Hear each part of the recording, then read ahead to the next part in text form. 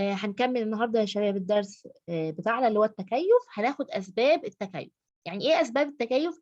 ليه بيحصل التكيف؟ يبقى الأسباب دي إجابة لسؤال إيه؟ علل. ممكن التكيف يكون بسبب إيه؟ تأمين الحصول على الغذاء. يعني مثلا الحيوان اللي عندنا ده بيحاول يتسلق الأشجار عشان يحصل على الغذاء بتاعه.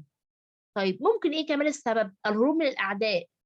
هنلاقي مثلا الحيوان اللي عندنا ده بدأ يستخبى في التربة أو يداري نفسه. عشان إيه؟ عشان يهرب من الأعداء. طيب إيه طرق التكيف؟ يعني إيه طرق التكيف؟ إزاي؟ هاو يعني التكيف ده بيبقى إزاي؟ عامل إزاي؟ كيف يعني؟ أول حاجة تكيف لملائمة تنوع الحركة. هناخد المثال عليهم في الثدييات. طب الأول يعني إيه الثدييات؟ الثدييات ديت حيوانات تلد. الحيوانات التي تنجب وترعى أطفالها. أيوه، تلد وترضع صغارها. التكيف اللي عندها هيبقى تركيبي. طيب ليه تنوع الحركة في الثدييات؟ هناخد بقى أنواع الثدييات كتير، كل نوع فيها بيتحرك بطريقة معينة، هيبقى عندها تكيف بطريقة معينة. ده هناخده بالتفصيل دلوقتي. طيب في حاجة تانية، في تكيف بسبب طبيعة الغذاء. يعني مش كل الطيور بتتغذى على نفس الغذاء، فهنلاقي كل طائر عنده تكيف عشان يناسب نوع الغذاء اللي بياكله. وفي النباتات المفترسة أيضا، وهنعرف يعني ايه النباتات المفترسه، كنا خدناها في سنه 5. هنعرف ان الغذاء بتاعها طبيعته مختلفه. طيب في تكيف على حسب بيئه المعيشه، فهتلجأ الحيوانات لايه؟ لاربع طرق من التكيف. احنا لسه في الطرق. زي ايه؟ جنه، بيت شتوي، كمون صيفي، هجره، او مماتنه. كل الحاجات دي هناخدها بالتفصيل. طيب دلوقتي هديكم ايه بقى يا عليان؟ هناخد التكيف بسبب الحركه اللي بيحصل في الثدييات. طيب الحركة في الثدييات إيه؟ يعني الثدييات بتتحرك إزاي؟ ممكن تعوم، يبقى الحركة بتاعتها ممكن تبقى العوم في الماء. ممكن الطيران. معقولة في ثدييات بتطير؟ طبعا، هناخدها دلوقتي يا رغد. في العدو اللي هو الجري، في ثدييات بتجري سريعا. في بتتسلق على الأشجار. يعني مش كل الثدييات بتتحرك نفس الحركة. أمال إيه؟ عندها تنوع في أساليب الحركة. طيب بس خدوا بالكم، أطراف الثدييات وهي أجنة بتبقى كلها نفس العظام. يبقى كل الثدييات عظامها بتاعتها بتبقى شبه بعض. امال ايه اللي بيحصل بقى؟ بيحصل بعد كده تحور، يعني تكيف فيها. التكيف ده تركيبي. علشان ايه؟ عشان تتلائم مع طريقه الحركه على حسب البيئه اللي هي عايشه فيها. يعني اللي عايش في الميه غير اللي عايش في اليابسه غير اللي عايش على الاشجار. لما ناخد الامثله هنفهم جدا الايه التكيف اللي في الثدييات. وعلى حسب الظروف البيئيه السائده. يعني في برضو عايش في بيئه المعيشه، ما هي الظروف البيئيه اللي هي بيئه المعيشه. تمام. بس هنا عند بيئه المعيشه كنا بنقول طريقه الحركه، في بيجري، في بيعوم، في بيتسلق. الظروف البيئيه بقى اللي هو المكان اللي عايش فيه. تمام. يبقى احنا كده عايزين نرتب الافكار بتاعتنا دلوقتي عشان ما نتوهش. هناخد اسباب التكيف. ليه بيحصل تكيف؟ من اجل تامين الغذاء، تامين الحصول على الغذاء يعني، او الهروب من الاعداء. طب طرق التكيف على حسب ايه؟ على حسب تنوع الحركه زي مين؟ الثدييات. او على حسب تنوع الغذاء زي مين؟ الطيور والنباتات المفترسه. وعلى حسب بيئه المعيشه، فبتعمل اربع طرق هناخدها بعد كده. طيب ايه اللي هناخده دلوقتي؟ التكيف في الثدييات. ايه الحركه بتاعت الثدييات يا شباب؟ زي ايه يا مصطفى؟ عوم، طيران، جري، تسلق. يبقى الثدييات كلها اصلا نفس العظام، بس تحورت يعني اتغيرت علشان تناسب بقى الايه؟ طريقه الحركه اللي احنا قلناها دي، او الظروف البيئيه السائده. طيب حد دلوقتي هيقول لي يا مس انا تايه ومش فاهم اللي انت بتقوليه ده. هناخد الامثله بقى عشان نفهم. يلا بينا. امم يلا بينا يا شباب ولا لا؟ يلا بينا. يلا. طيب احنا دلوقتي فين؟ لسه في الثدييات هنا. الثدييات الحركه بتاعتها مختلفه، فهيبقى العظام بتاعتها هتبقى مختلفه. يعني ايه؟ انا هقول لكم ان كل شايفين الحيوانات اللي قدامنا دي كلها اسمها ثدييات، والعظام بتاعتها التركيب بتاعها متشابه، بس تحورت. يعني ايه؟ يعني تكيفت، يعني اتغيرت بعد كده. طيب تعالوا نشوف. اول نوع في الثدييات اللي هم بيلجأوا للحركه اللي هي العوم. يعني الظروف البيئيه اللي عندهم هي المياه، يعني عايشين في الميه. ايه هي الثدييات ديت يا رقيه؟ الحيتان، الدلافين، كلاب البحر. هو عارفين الدلافين يا الحوت؟ مس بتكون من ميه ولا تعالوا هوا؟ ناخد القصه كلها. عارفين الحوت؟ الحوت الازرق الحوت ده او مش الحوت سمكه، الحوت مش سمكه، الحوت غير السمكه. يعني الحوت ده ايه؟ اكبر من القرش، اكبر من ايوه، القرش. غير سمكه القرش. الحوت ده يا شباب بيلد ويرضع صغار، يبقى ازاي الحوت بس؟ من لو الثدييات. بيحط اكبر منه ولا اصغر؟ ايوه بيجيب الحوت ايه صغير. معقوله الحوت من الثدييات؟ ايوه يعني بيلد. طيب يبقى كده عرفنا ان الحوت من الثدييات. الدولفين اللي بيلعب معانا ده بس برضه. بيورينا صور للحوت، نعم. وبيورينا صور حاضر حاضر، للحيتان. ما تقلقوش. الدولفين برضو من الثدييات، يعني بيلد هو كمان مش اسماك. طب كلب البحر برضو من الثدييات، وهناخد برضو صورة ايه ليه كمان شوية. كل دي ثدييات. الاطراف الامامية بتاعتها ايه؟ مش اطراف زينا مثلا، مش ايدين زينا كده. برضو ثدييات. مش رجلين زي البقرة مثلا. امال ايه؟ مجازيف.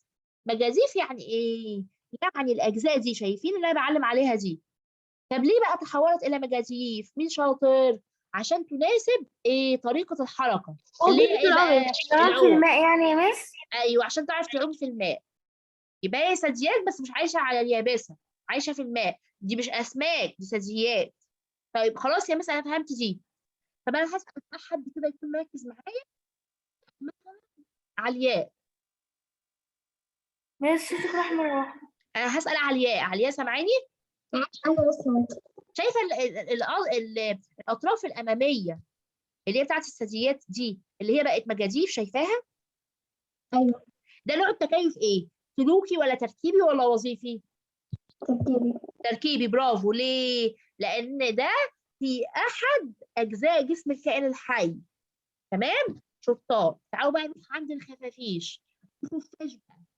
الخفاش اللي بهدلنا السنين اللي فاتت ده. يا مس الخفاش. الخفاش يعني كان في مره مصر يا مس. ايوه في بهدلنا بقى وجاب لنا كورونا الشقة. وبص قفل العالم كله.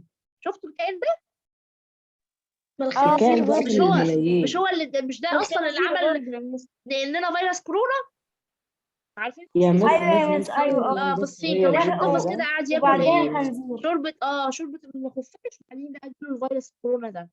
طيب تعالوا. اصلا الخفاش اصلا من الثدييات. يعني ايه من الثدييات؟ يعني بيلد هو كمان، مش بيبيض زي الطيور.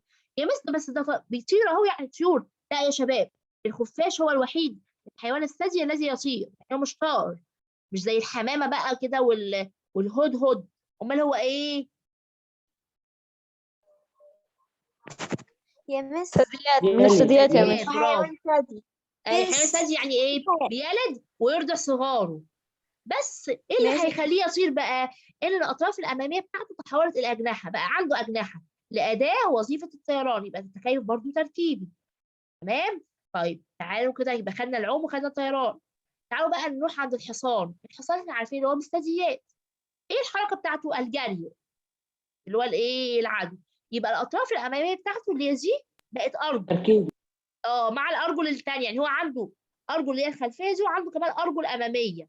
ليه؟ لأداء وظيفة الجري عشان يجري أسرع. يبقى ده تكيف تركيبي. يبقى هو لو قال لك ليه الأطراف يا الأمامية مس طب الحمار برضه ثدييات؟ أيوه كل دي ثدييات أصلا. بس إحنا واخدين مثال على الحصان. إن ليه هيقول لك ليه الأطراف الأمامية بتاعته بقت أرجل؟ عشان تؤدي وظيفة الإيه الجري. أهي. بس الحصان مش سريع، الحمار مش سريع. انا ماشي، ما إحنا مش بناخد في الحصان، مش بناخد في الحمار، بناخد فين؟ في الحصان. تمام. طيب تعالوا نروح بقى عند الإيه القرد. القرود بقى. الأطراف الأمامية بتاعتها هي أذرع، بس حصل لها طول. يعني حصل الأذرع دي بقت طويلة جدا، يعني حصل استطالة. والأصابع كمان بقت إيه؟ حصل لها استطالة. ليه؟ لتلائم وظيفة التسلق، عشان تعرف تتشعلق في الأشجار، وكمان القبض على الأشياء، تعرف تمسك الإيه؟ الثمار اللي هي عايزاها. تمام؟ كل طبعا أنواع التكيف دي تكيف إيه؟ تركيبي، لأنها في إيه؟ تركيب أحد أجزاء جسم الكائن الحي. بص احنا كده خلصنا التكيف اللي في الثدييات، اللي كان حسب ايه تنوع الحركه والظروف البيئيه. هندخل بقى التكيف اللي تبع طبيعه الغذاء، يعني الاكل. هناخد الطيور. يعني ايه؟ مش كل الطيور بتتغذى على نفس النوع من الغذاء. ازاي يا مس؟ في طيور جارحه تاكل اللحوم، هيبقى عندها تكيف معين. طيب في طيور تانية بتاكل ديدان، في طيور تانية بتاكل اسماك. كل نوع من التكيف ده هيبقى ايه؟ يبقى بسبب تنوع الايه الغذائي. يبقى التكيف اللي في الطيور بسبب تنوع الغذاء، وكمان الحركه، وكمان ظروف البيئه. تمام؟ يبقى الحركه وظروف البيئه دي خدناها في الثدييات وفي الطيور. الطيور زياده عنهم في نوع الغذاء، يعني طريقه الاكل بتاعتهم. طيب يلا نبدا في الامثله كده. في طيور عندنا اسمها الطيور الجارحه، دي بتاكل اللحوم فقط. طب اللحوم بتاكلها طبعا ايه؟ نيه، مش هتروح تطبخها. طيب وهي نيه كده تبقى عايزه بقى حاجه تقطعها لها عشان تعرف تاكلها كويس وتهضمها، هتجيب سكينه؟ لا يا لا. مس. لا. ايوه، بيبقى عندها بقى ايه؟ التحول بتاعها في المناقير، في المنقار بتاعها. زي الطيور الجارحه اللي هي زي الصقر والنسر، المناقير بتاعتها ايه؟ حاده. حاده يعني جارحة ايه؟ زي السكينه كده. حاده زي السكينه، قويه يعني جامده، معقوفه يعني منحيه للداخل. يعني ايه؟ يعني المنقار بتاع الصقر او النسر شبه السكينه، بس طبعا ايه؟ مناسب لشكل الصقر، وكمان قوي ومعقوف. يبقى هتحفظيها كده: المناقير الطيور الجارحة حادة قوية معقوفة. ليه؟ علشان تمكنها من تمزيق لحم الفريسة، عشان تعرف تقطع اللحمة بتاعة الحيوان اللي هي اصطادته. دي في المنقار اللي هو بقها يعني. طيب الأرجل بتاعتها بقى، عايزين نشوف الأرجل بتاعتها عاملة ازاي. عندها 4 أصابع، 1 2 3 4. بس في فرق: ال3 الأمامية، وفي واحد بقى خلفي. كلهم بينتهوا بمخالب حادة قوية.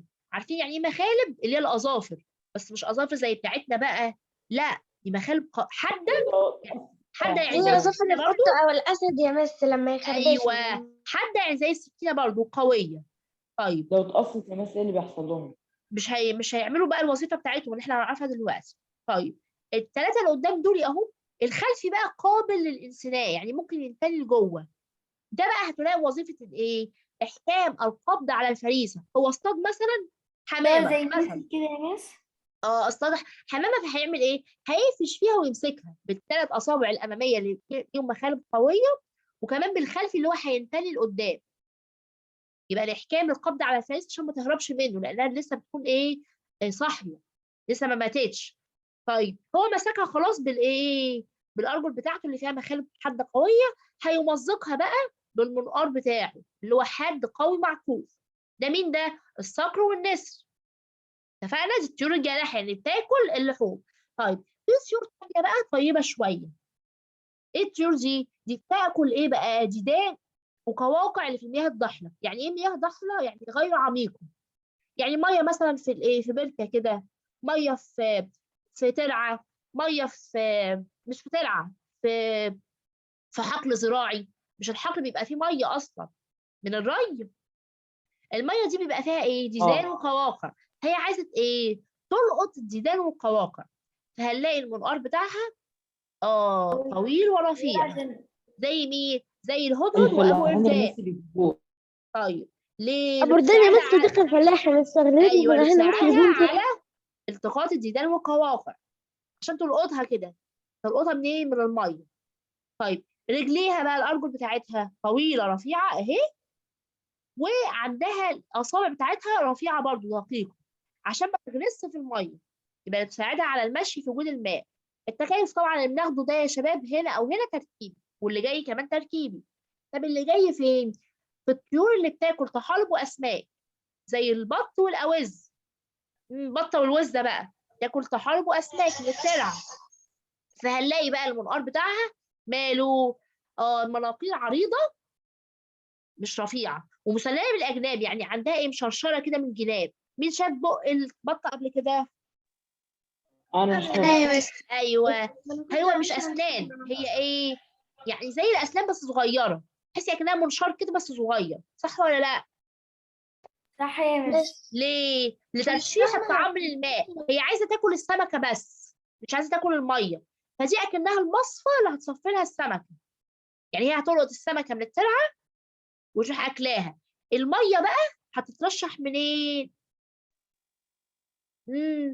من المنقار بتاعها.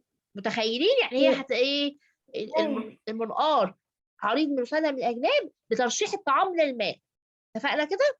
طيب ايه الارجل؟ اصابع مكثفه. يعني ايه اصابع مكثفه؟ هي الاصابع اهي، دي اصابع البط، بس ما بينها زوائد جلديه. الجلد ده شفناه؟ مين شاف رجل بط قبل كده؟ أنا كلنا أكيد. انا يا ايوه، مصر. دي اسمها اصابع مكثفه، بتساعدها على العوم، لكنها عملت لها كده ايه، مجداف. لانها لو بس بالاصابع بتاعتها دي مش هتعرف تعوم. يبقى الزوائد اللي هي الاصابع المكثفه دي عشان تقدر تعوم فين؟ في الميه.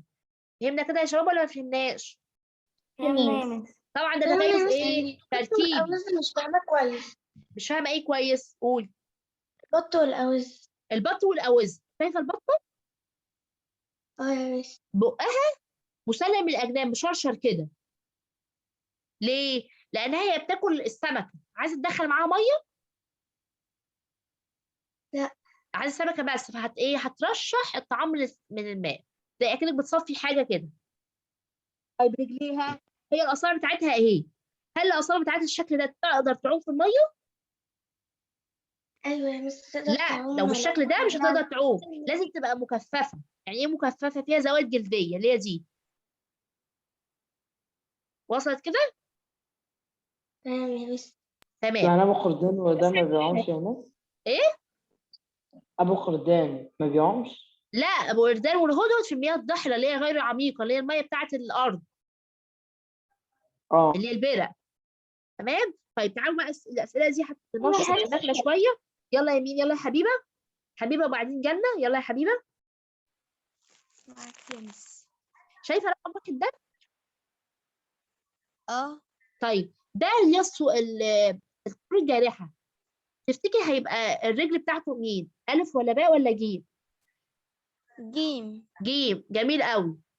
بيتغذى على ايه بقى؟ على اللحوم. حلو. طيب يلا يا جنة. حضرتك يا مس. طيب دي وزة أو وز يعني، أو بطة، مش هتفرق. شايفة بقى الإيه؟ المنقار بتاعه؟ الأرض تفتكري تبقى ألف ولا باء؟ ألف. ألف. بيتغذى على إيه؟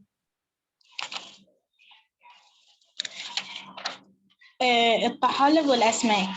تمام. طيب يلا يا مين؟ يلا يا رغد. شايفة ده؟ أيوة. طيب الأرجل بتاعته فين؟ رقم كام؟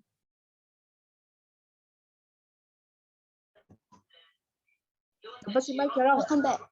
رقم باء. بياكل إيه ده بقى الطائر ده؟